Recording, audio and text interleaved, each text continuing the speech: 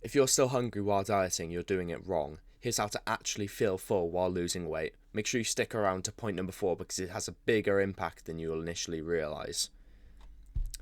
Point number 1, lower your carb intake. Everyone always thinks that carbohydrates keep you full and, they satiate you. It's the scientific word for it. When in actual fact, carbohydrates actually, doesn't matter which carbohydrates, complex or simple, carbohydrates just spike your insulin, which is the exact same thing that sugar does. And basically, when your insulin spikes, it makes you want to go and chase food, basically. It makes you want to go and find more food and eat it. And insulin spikes don't just come from eating carbs, they can also come from thinking about food. Like if you just sit here with me a sec and just imagine a McDonald's in front of you. Just picture it, just picture a Big Mac in front of you. And you'll notice your mouth starting to water a little bit. You kind of want to go and get a McDonald's now. That is an insulin response. Your insulin has signaled to the brain to produce some dopamine to go and, it's to motivate you to go and get that Big Mac and to, put some saliva in your mouth to get ready to eat the Big Mac. When there is no Big Mac. But that just shows you how much your brain can control your entire body. Point number 2, increasing protein and also fats. Protein is actually what satiates you. Proteins and fats do that, but mainly protein. So we'll be talking about that from now on.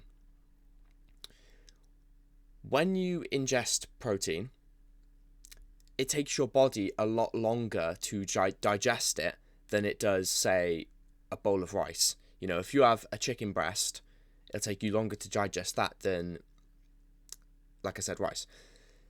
But not only that, your body also uses more calories, and basically it's harder to break down this chicken breast. Let's keep going with that example.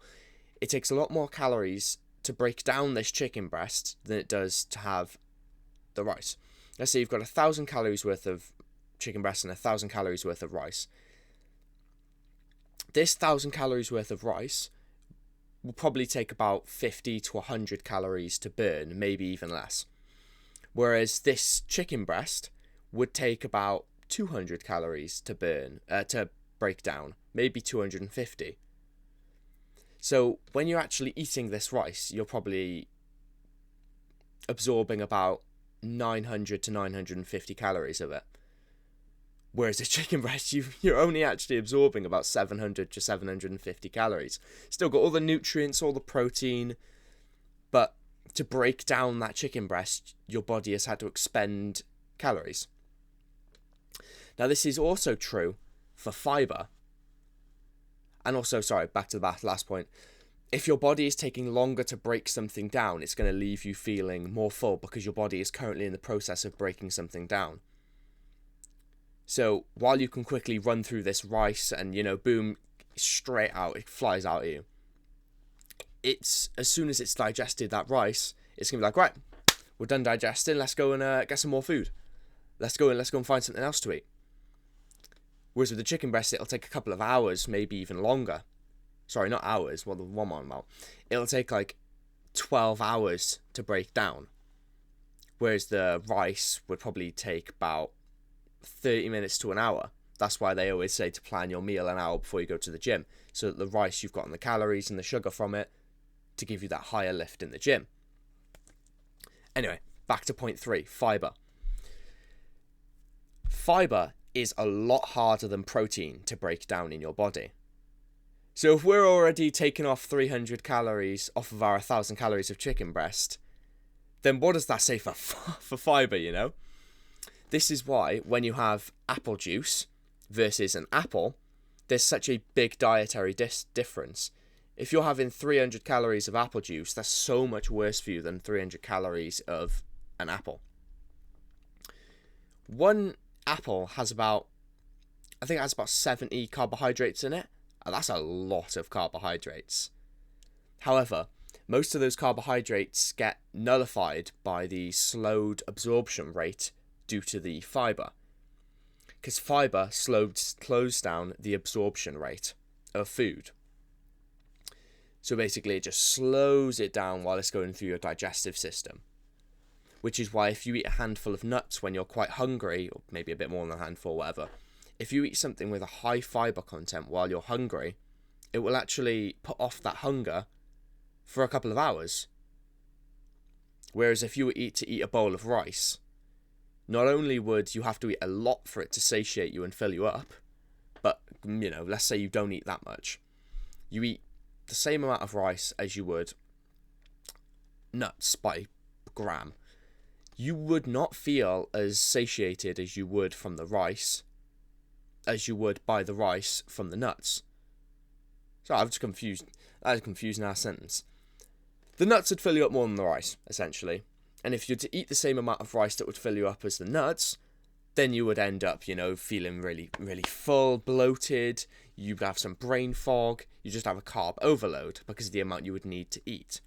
It's like when I have a sandwich, I'm not bloody full after it. I'm, you know, searching the cupboards trying to find something else because I've spiked my insulin with that sugar. Because all carbohydrates are just sugar. No matter what what type of carbohydrate it is, even if it's a complex carb, like brown rice, brown bread, brown pasta, whatever.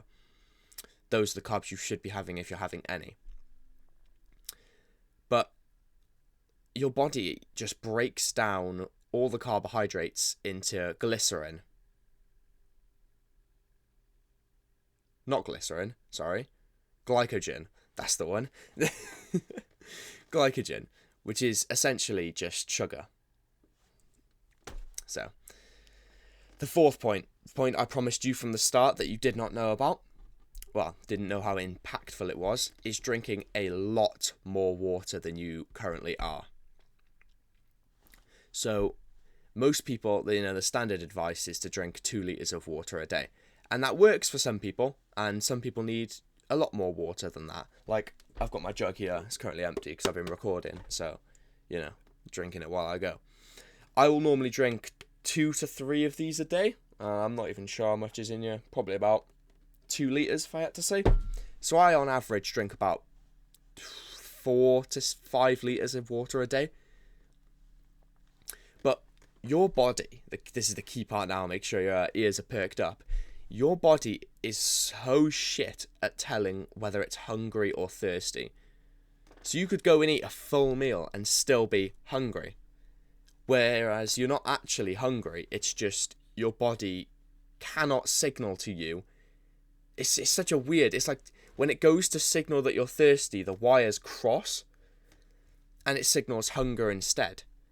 There's no direct pathway for you to be able to signal thirst. You don't just sit there and think, oh, I'm quite thirsty, like you do hungry.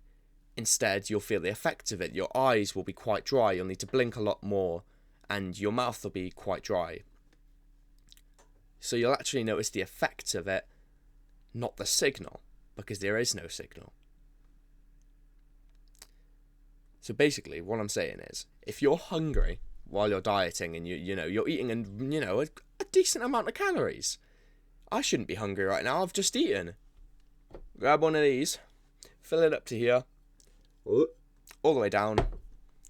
Drink about 500 mils to a litre of water, and I can guarantee you will not be hungry. Whether you choose to do that in a cup of tea or a glass of water. I know, proper British cup of tea. Funny.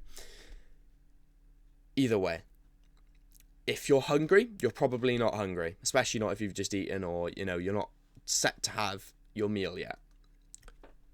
When you're hungry, drink a cup of water, a glass of water, whatever. And feeling full makes dieting a lot easier. But if you're still counting calories, then you're missing out on the real reason that you're not losing weight. And I broke all of it down as to why you're not losing weight while you're counting calories in this video here. That's your next step. Hit subscribe and have a hard day and a great week. Mwah.